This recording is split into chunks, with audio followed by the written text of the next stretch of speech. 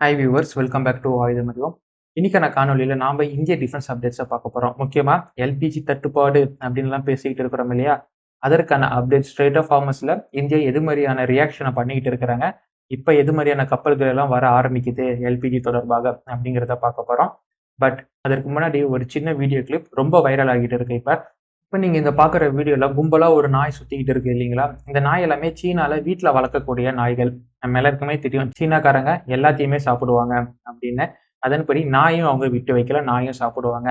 இந்த வீட்டில் வளர்க்கக்கூடிய நாய்களை திருட்டிக்கிட்டு போய் கறி மார்க்கெட்டில் கறி போடுறதுக்கான ஒரு குழு இருந்தாங்க. அந்த குழு இந்த நாய்கள் எல்லாம் திருட்டிக்கிட்டு ட்ரக்கில் தூக்கி போட்டுட்டு கறி மார்க்கெட்டை நோக்கி போயிட்டு இருக்கும்போது காட் கிரேஸ் அந்த நாய்கள் எல்லாமே அந்த ட்ரக்கில் இருந்து தப்பிச்சிருச்சு. அந்த ட்ரக்கில் இருந்து தப்பிச்ச நாய்கள்ல ஒரு நாய், அந்த ஜெர்மன் ஷெப்பர்ட் நாய்க்கு அடிபட்டு இருந்துச்சு. அந்த நாயை சுற்றி மற்ற நாய் எல்லாமே நின்றுகிட்டு சுமார் 17 கிலோமீட்டர், மை டியர் ஃப்ரெண்ட்ஸ், சுமார் 17 கிலோமீட்டரை 2 நாட்களாக கடந்து அந்தந்த நாய்கள் அந்தந்த ஓனர்கிட்டே போய் சேர்ந்திருக்கு.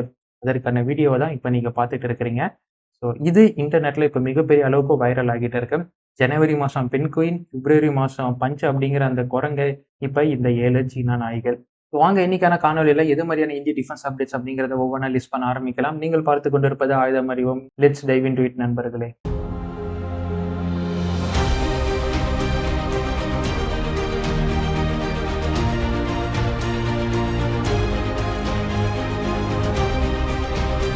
First, Rafale home coming.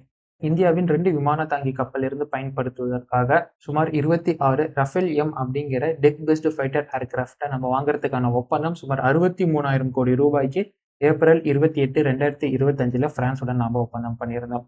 அதன்படி முதல் ரஃபேல் போர் விமானமானது இந்த செப்டம்பர் மாசத்துல வரவிருக்கும் அப்படிங்கிற அதிகாரப்பூர்வ செய்தி நமக்கு கிடைச்சிருக்கு. பட் வரக்கூடியது நேரடியாக டெக்ல இருந்து ஆப்ரேட் பண்ற மாதிரி இல்லை.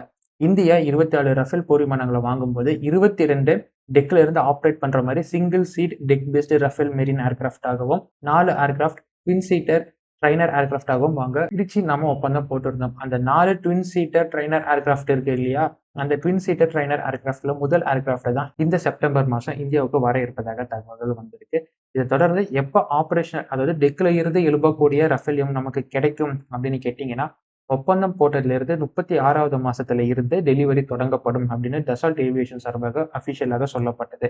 அதன்படி ஏப்ரல் 28, 2025 நம்ம போட்டிருந்தோம்னா பாசிபிளி 2028 செகண்ட் ஹாஃப்ல தான் நமக்கு கிடைக்கும். ஜூனுக்கு பிறகுதான் கிடைக்கும். இந்த ஸ்கெடியூல் இப்படியே இருக்கிற பட்சத்துல சப்போஸ் இதுல ஆல்டர்னேஷன் வருது, இப்போ மத்திய கிழக்குல நடக்கக்கூடிய போர் காரணமாக உலக அளவில் மீண்டும் ஒரு வாட்டி குளோபல் சப்ளை செயின் டிஸ்டர்பன்ஸ் ஆகிருக்கு இல்லையா, அதனால இந்த ஸ்கெடியூல் அப்படிங்கிறது தள்ளி போகிறதுக்கும் சான்ஸ் இருக்கு. Rafale M trainer aircraft home coming.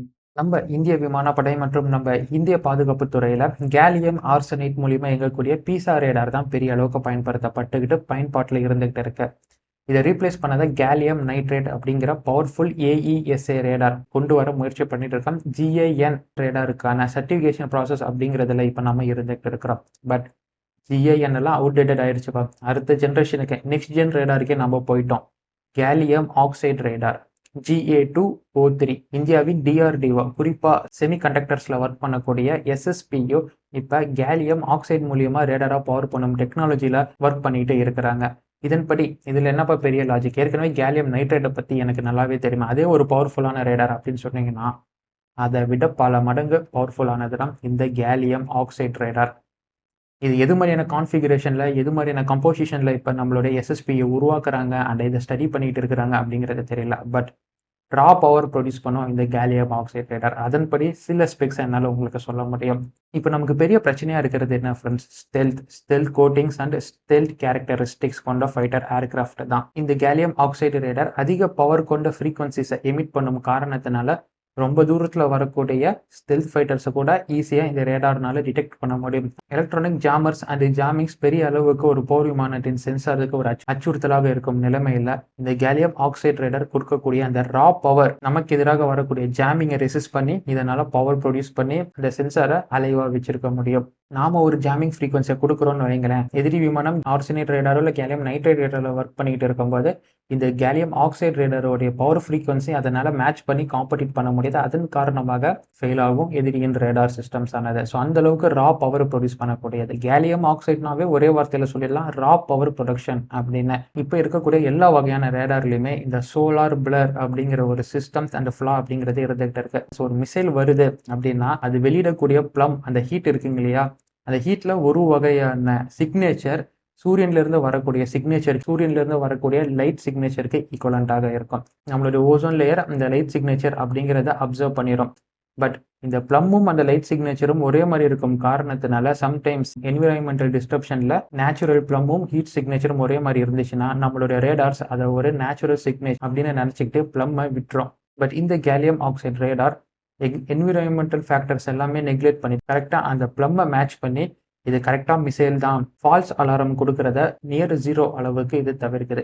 இது மூலயமாக நம்ம ஃபைட்டர் பைலட்ஸ் மற்றும் நம்மளுடைய ஃபைட்டர் ஜெட்ஸுக்கு உண்மையான இன்கமிங் மிசைல் த்ரெட் அப்படிங்கிறது கிடைக்கக்கூடும். இது போர் நேரங்களில் ரொம்ப முக்கியமானது.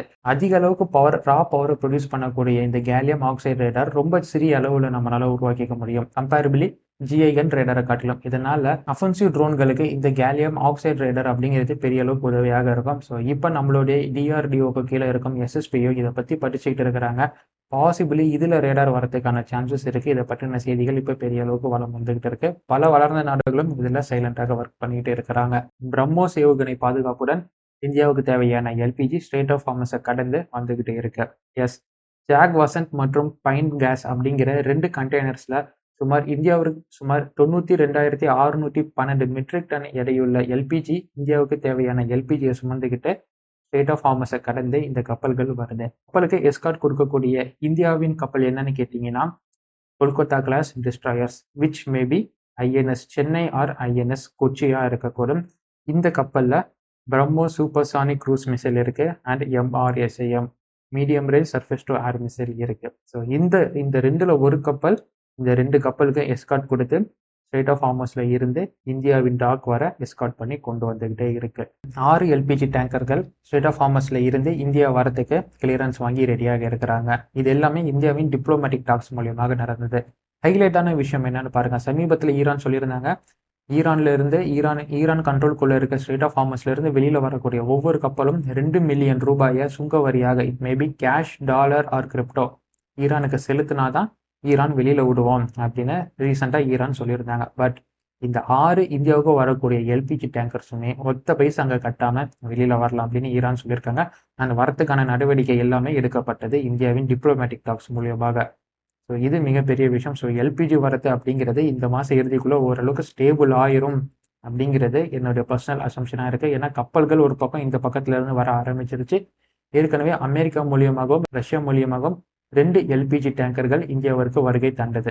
அடுத்து ஈரானுடைய ஆயிலுக்கு 30 நாள் வேவர் கொடுக்கப்பட்டது அமெரிக்காவால. கடைசியா பேசின காணொலியில் டிஸ்கஸ் பண்ணியிருந்தோம். கூடவே இந்தியா இதை பர்ச்சேஸ் பண்றதுக்கான டிஸ்கஷன்ல இறங்கி இருக்கிறாங்க பேசினாங்க இல்லையா. அஸ் எ ரிசல்ட் 350 மில்லியனுக்கு 5 billion barrels of Iranian crude வாங்குறதுக்கான ஒப்பந்தம் இந்தியாவின் ரிலையன்ஸ் இண்டஸ்ட்ரீஸுக்கும் ஈரானுக்கும் இடையே கையெழுத்தாகி இருக்கு. சுமார் 350 மில்லியனுக்கு நம்ம 5 மில்லியன் க்ரூட்ஸை ஈரான் கிட்ட இருந்து வாங்க போறோம். இந்த 5 மில்லியன் பேரல் க்ரூட் அப்படிங்கிறது இந்த வெய்வருக்குள்ளேயே இந்தியாவுக்கான கண்டெய்னர்ல ஷிப்மெண்ட் ஆயிரும் அப்படின்னு எதிர்பார்க்கப்படுது. ஆல்மோஸ்ட் இவங்க டிஸ்கவுண்ட்ல கொடுக்குறாங்க. ஒரு பீப்பாய் அப்படிங்கிறது $7 இந்தியாவிற்கு கொடுக்குறாங்க அப்படின்னு செய்திகள் கிடைச்சிருக்கு. நம்ம அம்பானியோடைய ரிலையன்ஸின் ஜாம் நகர் இண்டஸ்ட்ரிக்கு தான் போய் ரிஃபைனரி ஆகிட்டு மோஸ்ட்லி நமக்கும் அண்ட் உலக நாடுகளுக்கும் இது ரீசப்ளை செய்யப்படும் அப்படின்னு எதிர்பார்க்கப்படுது. But as we said already, ஈரானுடைய க்ரூடை இந்த வெய்வரில் வாங்க ஆரம்பிச்சிட்டாங்க. ஏற்கனவே பெரிய அளவுக்கு ரஷ்யா கிட்ட இருந்து இந்த வெய்வரை பயன்படுத்தி வாங்கிட்டு இருக்கோம். இந்தியா இப்போ ஈரான் கிட்டையும் அதே போக்கு காட்ட ஆரம்பிக்கிறாங்க. இந்தியாவிற்கு இது ஒரு ப்ராஃபிட்டான பிஸ்னஸாக தான் பார்க்கப்படுது. ஸ்டில் இந்த ஒரு கன்ஜஸ்டடான ஜியோ பாலிட்டிக்கல் சுச்சுவேஷன்லையுமே அடுத்தடுத்து F-15 மற்றும் F-35 அப்படிங்கிற 2 போர் விமானத்தையும் ஹீட் ப்ளம்மை வச்சு ஈரான் டேக் டவுன் பண்ணியிருந்த செய்தி, ஈரான் டேக் டவுன் பண்ண செய்தியை நம்ம எல்லாருமே கேட்டிருப்போம். இப்போ ஈரானுடைய அந்த ஹீட் சிக்னேச்சர் டெக்னாலஜியை தேடிக்கிட்டு ரஷ்யா, சைனா மற்றும் வடகொரியா இந்த 3 நாடுகளும் ஈரான் கிட்ட போயிருக்காங்க. Because of one thing, F-35 போர் விமானத்தையே இவங்க அந்த ஹீட் சிக்னேச்சர் டெக்னாலஜியை வச்சு சுட்டிருக்காங்க. அதனால இது ப்ரூவ் ஒன் அப்படிங்கிற ஒரு காரணத்தினால ரஷ்யா, சைனா மற்றும் வடகொரியா ஈரானோடைய அந்த ஹீட் சிக்னேச்சர் டெக்னாலஜியை தேடி போயிருக்கிறாங்கிறது தான் இப்போ ஹாட் டாப்பிக்காக இருக்கக்கூடிய செய்தியாக இருக்கு. இன்னைக்கான காணொலி இதுதான் ஃப்ரெண்ட்ஸ். ஆனால் இன்னைக்கான காணொலியில் முக்கியமாக நாம தெரிஞ்சுக்க வேண்டியது அந்த gallium oxide next gen radar.